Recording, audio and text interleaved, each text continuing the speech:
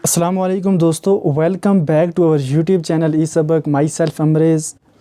तो दोस्तों, हम पढ़ रहे हैं सोशल साइंस का पार्ट्स जियोग्राफ़ी, जिसमें हमने एक यूनिट ऑलरेडी क्लियर किया। ठीक है, एक यूनिट हमने पढ़ के ख़त्म किया जियोग्राफ़ी का, जिसमें हम पढ़ रहे थे यूनिट फर्स्ट, जो कि इसका है रिसोर्सेज का। ठीक है, ये वाला यूनिट रिसोर्सेज, ये हमने पढ़ के ख़त्म किया। ठीक है, इसका लास्ट लेक्चर था लेक्चर नंबर 6, जिसमें हमने क्वेश्चन को डिस्कस किया था। और आज हम पढ़ने जा रहे हैं पार्ट सेकंड जियोग्राफ़ी का, जिसमें हम पढ़ेंगे लैंड के बारे में, soil, water, natural vegetation and wild life resource. ठीक है, ये थोड़ा सा बड़ा यूनिट है पहले यूनिट के मुकाबले में, तो इसको हम इंशाल्लाह ख़त्म करेंगे बहुत ही जल्द। तो हम पढ़ने वाले हैं लैंड, सोयल और water, land, soil, water, natural vegetation और वाइल्ड लाइफ रिसोर्सेज के बारे में। ये है हमारा यूनिट नंबर सेकंड और ये है इसका पार्ट फर्स्ट। ठीक है, यूनिट नंबर सेकंड का पार्ट फर्स्ट। ओके दोस्तों, तो हम थोड़ा इसको डिक्टेट करेंगे और उसके बाद हम इसको समझेंगे कि क्या क्या होता है और क्या हमें इसमें पढ़ना है। ठीक है दोस्तों, सबसे पहले मैं आपको बता दूं, यहाँ पे एक विलेज है जिसका नाम है टैंज़ानिया। क्या नाम है? टैंज़ानिया। अफ्रीका की ये क्या है? ये विलेज है, जिसमें Mamba gets up a very early in the morning to fetch water. जहाँ पे माम्बा एक है, ये एक औरत है, ठीक है, या फिर लड़की है, ये आगे हम देख लेंगे। ये औरत है, ये लड़की है। तो ये क्या करती है? ये सुबह सवेरे उठती है मॉर्निंग में, तो किसके लिए? ये वाटर लाती है, पानी लाती है। She has to walk a long way and returns after a few hours. ठीक है, ये जाती है बहुत ही लंबे अरसे तक चल के जाती है, और उसके बाद उसी राह से ये वापस आती है, कुछ घंटों के बाद आती है। ठीक है, किसके लिए जाती है? ये पानी के लिए जाती है। She then helps her mother in the house and joins her brother in taking care of their goats. ठीक है, तब पहले सुबह उठती है, उसके बाद ये जाती है वहाँ पे पानी लाने के लिए। कुछ घंटे उसको लगते हैं पानी लाने के लिए। पानी लाकर जब ये वापस आती है, तो उसके बाद ये मदद करती है अपनी माँ की।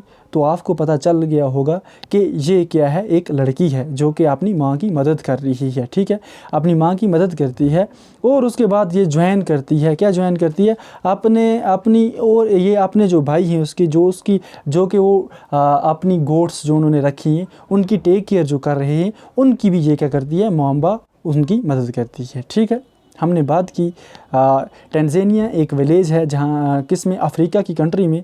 तो वहाँ पे एक लड़की है जो सुबह सवेरे उठती है, पानी के लिए जाती है। तो पानी से जब वो वापस आती है, उसको कुछ घंटे लगते हैं वहाँ पे पानी लाने में। तो ठीक है, तो उसके बाद जब वो पानी लाती है, तो उसको क्या करती है? वो फिर उसके बाद अपनी माँ की मदद करती है। ठीक है, काम में। तो वो साथ साथ वो ज्वाइन करती है, अपने भाइयों के हाथ भी बटाती है। ठीक है, भाइयों के साथ भी काम करती है, जहाँ पे वो अपने भाइयों के साथ क्या मदद करती है? उनकी जो टेक केयर कर रहे हैं, किसकी? गोट्स की जो टेक केयर कर रहे हैं, उनकी क्या कर रही है? मदद कर रही है। ठीक है, all her family owns each a piece of rocky land around their small hut. ठीक है, ओके। तमाम जो उसकी फैमिली होती है, वो एक छोटे से पीस ऑफ रॉक लैंड, ठीक है, अराउंड देयर स्मॉल, उसके इर्द गिर्द छोटा से उसकी जो एक छोटी सी क्या है? एक छोटी सी 1 स्टोरी बिल्डिंग है, जिसे बिल्डिंग ही बोलेंगे। ठीक है, जिसे उसने हट का नाम दिया है, झुग्गी इसको बोलते हैं। ठीक है, वहाँ पे वो रहते हैं। माम्बाज फादर कैन बारले ग्रो सम मेज and beans on it after toiling hard. ठीक है, माम्बा का जो फादर है, माम्बा का फादर, तो वो क्या करता है? वो जो बारले की क्या करता है?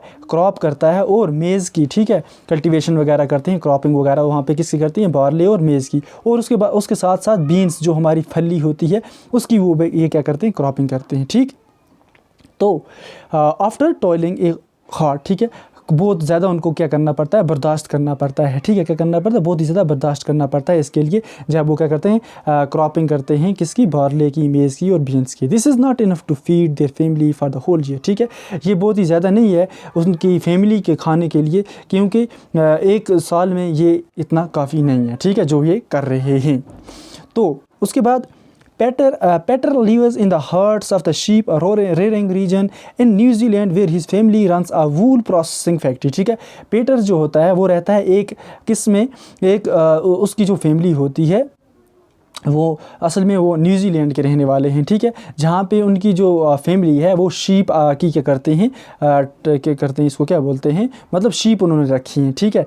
तो वहाँ पे उनकी एक वो फैक्ट्री चला रहे हैं, किसकी, वूल प्रोसेसिंग फैक्ट्री, ठीक है। क्या फैक्ट्री चला रहे हैं, वूल प्रोसेसिंग फैक्ट्री। कौन, पीटर की और फैमिली उसकी, ठीक है। Every day when he returns from school Peter watches his uncle take care of their sheep, ठीक है। हर दिन जब वो स्कूल से वापस आता है पीटर, तो वो क्या देखता है, वो स्कूल से आते समय ये देखता है कि पीटर का जो अंकल है वो क्या कर रहा है, टेक केयर कर रहा है, किसकी, अपनी शीप्स की देखभाली कर रहा है, ठीक है। उनको खाना टाइम पे दे रहा है, उनको पानी दे रहा है, उनको चुराने के लिए जंगल में ले जा रहे हैं, ठीक है। ये सब कुछ कौन देख रहा है, पीटर देख रहा है। Their sheep yard is situated on a wide grassy plain with hills in the far distance. क्या बोल रहा है कि उसकी जो शीप्स हैं, जो उसका शीप यार्ड है, वो कहाँ पे पाया जाता है, एक बहुत ही वाइड ग्रासी प्लेन में, कहाँ पे, जहाँ पे नीली सब्ज़ है, ठीक है, नीला सब्ज़ है, प्लेन है, जहाँ विद हिल्स और ऊंचाइयाँ, ठीक है, और बहुत ही लंबे कहाँ पे, डिस्टेंस पे, ठीक है, बहुत ही दूर डिस्टेंस पे ये सब ये कर रहा है, ठीक है। It is manage in scientific way using the latest technology, ठीक है। उसको किस तरीके से मैनेज कर रहा है, एक साइंटिफिक वे की तरीके से कर रहा है, ठीक है। जैसे जैसे उसको टेक्नोलॉजी मुहैया है, ऐसे ही उनकी क्या कर रहा है, वो टेक केयर कर रहा है। Peter's family also grow vegetable through organic farming, ठीक है। और उसके साथ साथ पीटर्स का जो फैमिली है वो किसकी ग्रोथ करती है, वेजिटेबल्स की, सब्जियों वगैरह की भी क्या करते हैं, ग्रोथ करते हैं, ठीक। और Mamba and Peter stay in two different parts of the world and lead very different lives, ठीक है। क्या बोल रहा है, माम्बा का हमने पढ़ा और उसके बाद हमने पीटर की लाइफ के बारे में पढ़ा, ठीक है। ये दोनों क्या हैं, ये दोनों मुख्तलिफ तरीके से अपनी लाइफ को क्या कर रहे हैं, स्पेंड कर रहे हैं, गुजार रहे हैं, ठीक है। कौन, माम्बा और पीटर दोनों आप ये क्या हैं, ये डिफरेंट लाइफ को क्या कर रहे हैं, गुजार रहे हैं, और मुख्तलिफ अपनी अपनी जगहों पे।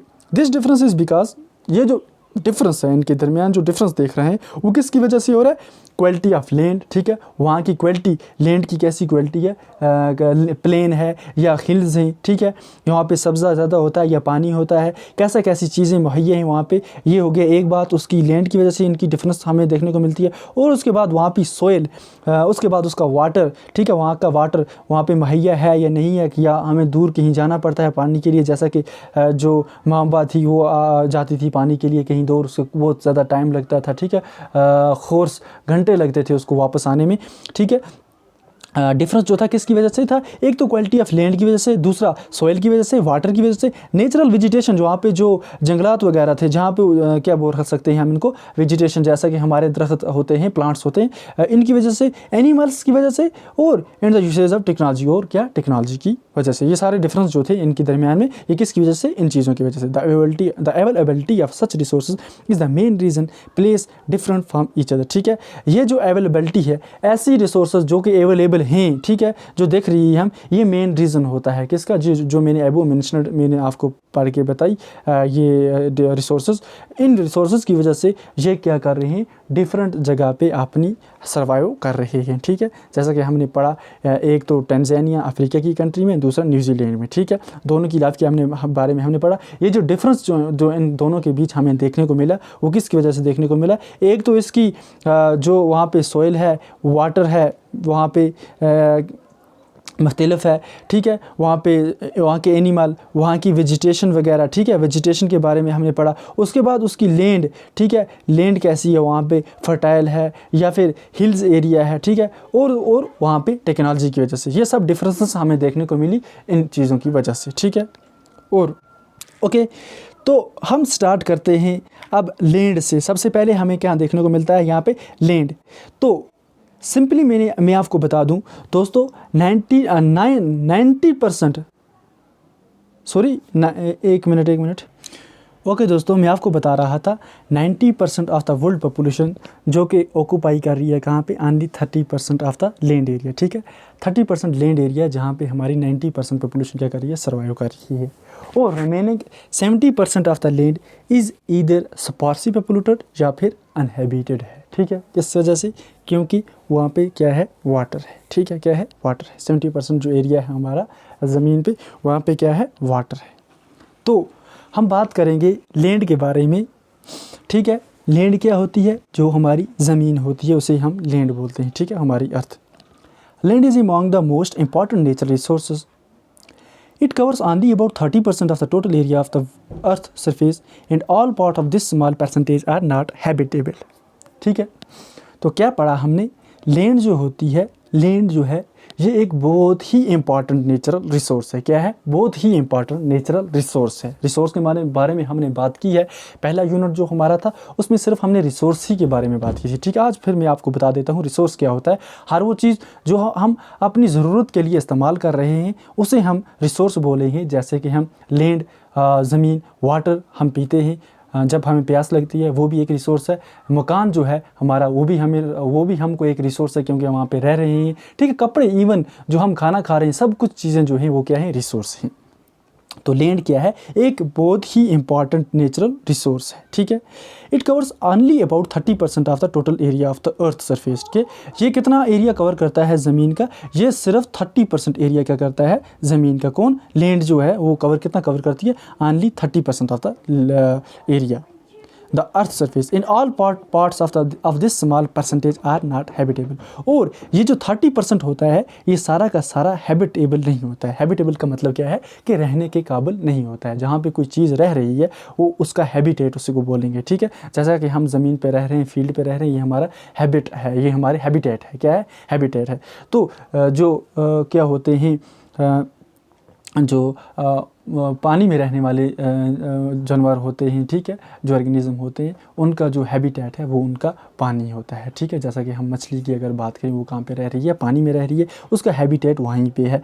तो हमने बात की कि 30% में से तमाम जो वो परसेंटेज जो होती है वो सारी की सारी हैबिटेबल नहीं होती है। ठीक है, रहने के काबिल नहीं होती है। The uneven distribution of population in different parts of the world is mainly due to varied characteristics of land and climate. ठीक है, जो ये अनइवन डिस्ट्रीब्यूशन, जो पॉपुलेशन जो डिस्ट्रीब्यूट हो रही है मुख्तलिफ एरिया में, मुख्तलिफ पार्ट्स ऑफ द वर्ल्ड में, तो ये मेनली किस करैक्टर की वजह से हो रही है? लैंड की वजह से और वहाँ के क्लाइमेट की वजह से। कैसा लैंड टाइप उनको मिल रहा है रहने के लिए, कैसा वहाँ पे क्लाइमेट है।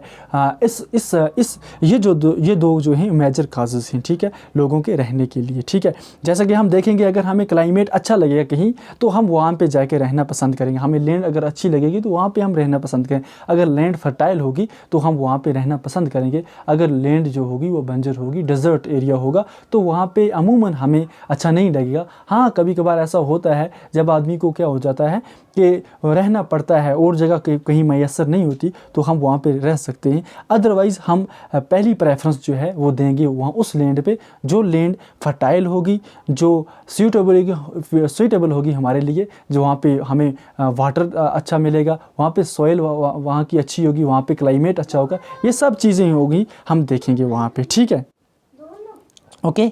और वो एरिया जहाँ पे रहना बहुत ही मुश्किल हो जाता है, जैसा कि हम बात करेंगे वहाँ की टोपोग्राफी, स्टीप स्लोप होगा माउंटेन का, low land area susceptible to water logging, desert area होगा, थिक फॉरेस्टेड एरिया, और नॉर्मली जो होते हैं ये एरिया ये स्पार्सली पॉपुलेटेड हैं। ठीक है, या फिर इनको हम अनहैबिटेड बोल सकते हैं।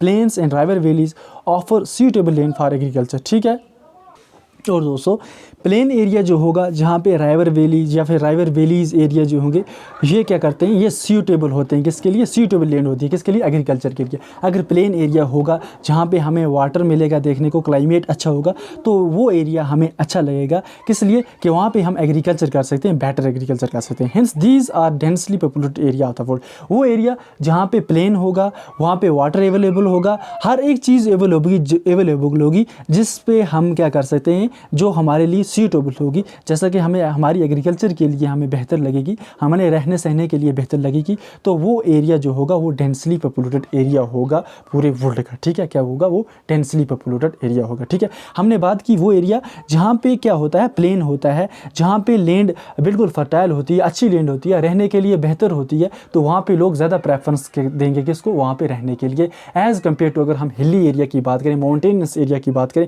जहाँ पे वाटर भी अवेलेबल नहीं होगा, जहाँ पे लैंड फर्टाइल भी नहीं होगी, जहाँ पे हमें एग्रीकल्चर भी देखने को नहीं मिलेगा, वहाँ पे लोग जो होंगे वो ज़्यादा रहने को पसंद नहीं करेंगे। ठीक है, ज़्यादा लोग कहाँ पे रहने को पसंद करेंगे? ज़्यादा लोग रहने को पसंद करेंगे वहाँ पे जहाँ पे उनको अच्छी रिसोर्सेज मिलेंगी, ऑल जो थिंग्स हैं वो उनको अवेलेबल होंगी, जहाँ पे वो क्या करेंगे? सूटेबल रहेंगे, जहाँ पे उनको कंफर्ट महसूस करेंगे, वहाँ पे रहने को ये करेंगे पसंद करेंगे। ओके दोस्तों, तो कल हम बात करेंगे किसके बारे में, लैंड यूज़ के बारे में, लैंड का इस्तेमाल कहाँ कहाँ पे होता है, हमारी कहाँ कहाँ लैंड इस्तेमाल हो रही है, इसके बारे में हम बात करेंगे। और साथ ही साथ हम इसके बारे में, इसके आगे हम कंजर्वेशन ऑफ लैंड रिसोर्सेज, ठीक है, कैसे हमको अपनी जो लैंड की रिसोर्सेज हैं, जो हमें अवेलेबल रिसोर्सेज हैं, उनको कैसे बचाना है। उसके बाद हम सिंपली सॉइल पे बात करेंगे, ठीक है। सॉइल के बाद केस स्टडी होगी, ये सब चीज़ों की, ये आहिस्ता आहिस्ता थोड़ा धीरे धीरे करके हम क्या करेंगे, सब ख़त्म करेंगे। ठीक है दोस्तों, अगर आपको हमारी वीडियो अच्छी लगे तो आप अपने दोस्तों के इसको शेयर कर सकते हैं। हमारे चैनल को सब्सक्राइब कीजिए और बेल आइकन को क्लिक कीजिए ताकि आने वाली अपडेट्स आप तक पहुँचे। ठीक है दोस्तों, अल्लाह हाफिज़।